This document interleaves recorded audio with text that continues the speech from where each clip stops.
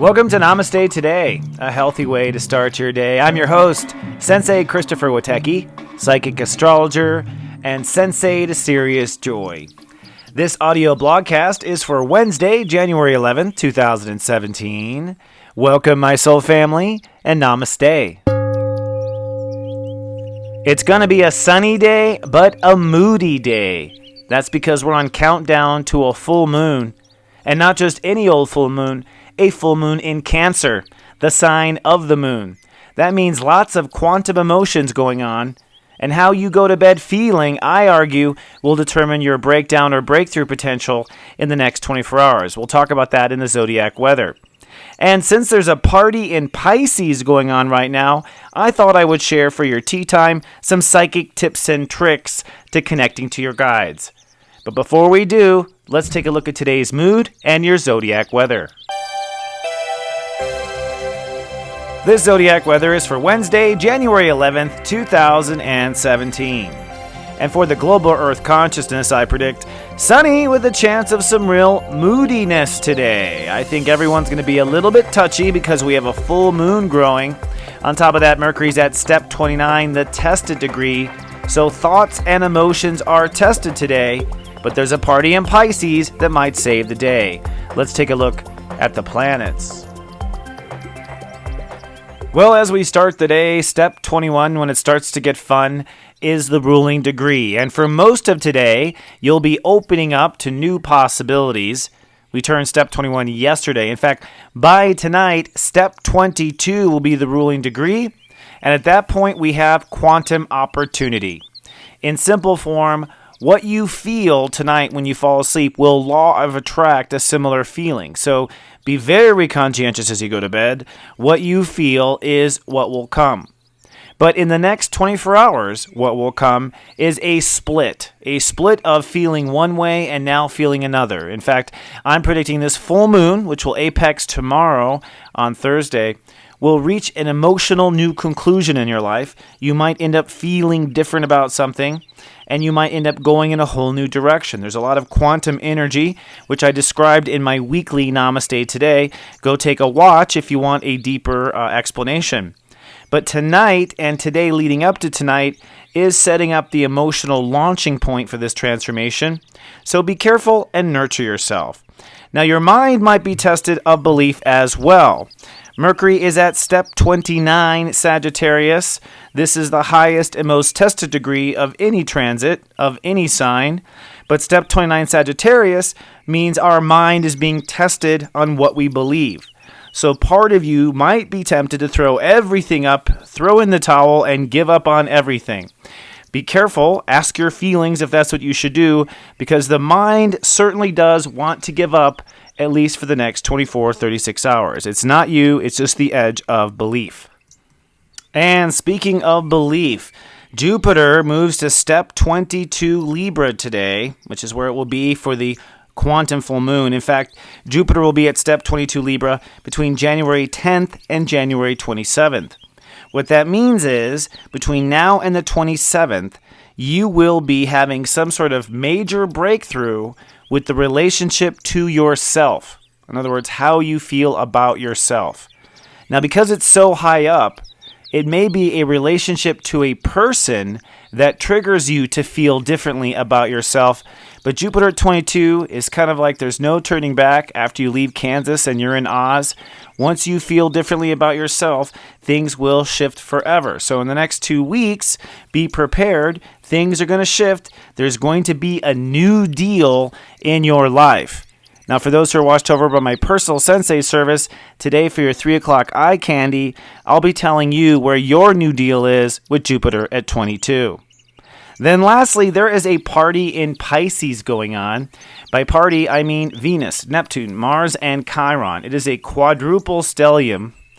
It is powerful, and if you don't know, Pisces is our spiritual energy. It is our I sense energy. And today, through tomorrow, this whole full moon event trines this Pisces energy. So all this spiritual energy trines into this full moon and plays a very strong voice in what the full moon and the direction the full moon is going to be. Now, I've been saying for weeks that fate has taken over. The story you were born to live is now unfolding. And in this powerful full moon, the one that basically affects our major decisions of Capricorn, here in this last hour, God brings in this choir of planets of Pisces to make sure that there is our spiritual voice represented. And what's even more interesting to me is Neptune today finally goes back to step 10. Step 10 is when we manifest. Neptune's at 10 degrees Pisces, and it's returning to 10. In fact, the last time it was in 10 was a year before. In fact, the last time Neptune was at step 10 was March 14th, 2016. So, in this particular full moon, you are returning to a place you were spiritually last March 2016. And in March 2016, you were building a new spiritual platform, moving in a new spiritual, refreshing direction. Neptune, of course, retrograded, and we had a lot of backing up and backpedaling and breakdown and a lot of Saturn issues. So now that Neptune has returned here, it is time to indeed, with integrity, move forward and build a new spiritual platform, which may mean a new conversation with your guides and a new conversation with your higher self. So what spiritual platform were you here creating last year? What were you creating last year in March? That is the first thing to think of before we go to this next tea time. What spiritual platform were you attempting to create in March 2016? Go steep yourself some tea, and let's have our daily tea time.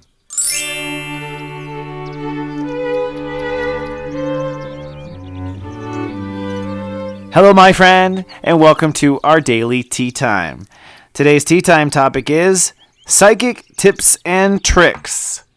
I'm going to share with you my tips and tricks I've learned over the years because now we are opening up to our psychic ability. Venus is conjunct Neptune, and for the next 72 hours or more, you're going to be opening up to your third eye, to your psychic awareness, to your higher self, more than you do any time in the given year. Now, my suspicion is this is how God gets us to follow our spiritual path. She basically times when we open up to our spirit just as we're making major Capricorn decisions.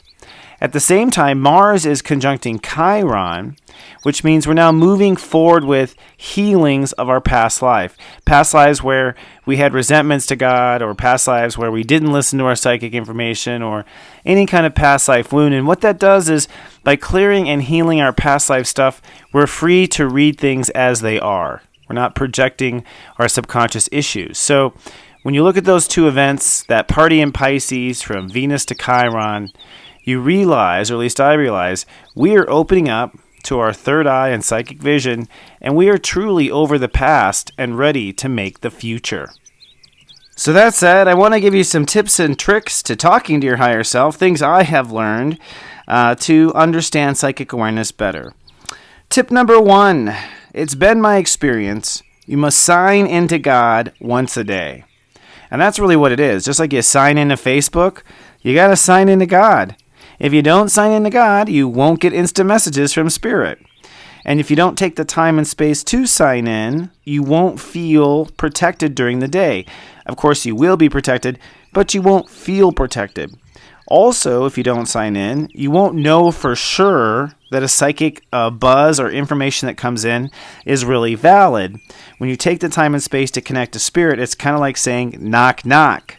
Then when Spirit answers, it's a who's there. You actually, so when the information comes in, you actually trust it. So step number 1, a psychic tip and trick, every day, somewhere private, somewhere sacred, sign into God, do a high five to your higher self, and stay logged in all day. Step 2, observe what you feel during events. So in other words, monitor your feelings while things are happening to you during the day. This is where a lot of psychic information actually comes in. It's while you're talking to the mailman that you get a feeling something's going to happen later in the day. It's while you're taking the dog for a walk that you have this feeling about your boss. So the way to always catch your psychic feelings is to always make a point to listen to your feelings while things are happening. Feel if something felt off. If something feels off, go back. Ask yourself, what is this feeling? Why did I get this feeling when this idea came up?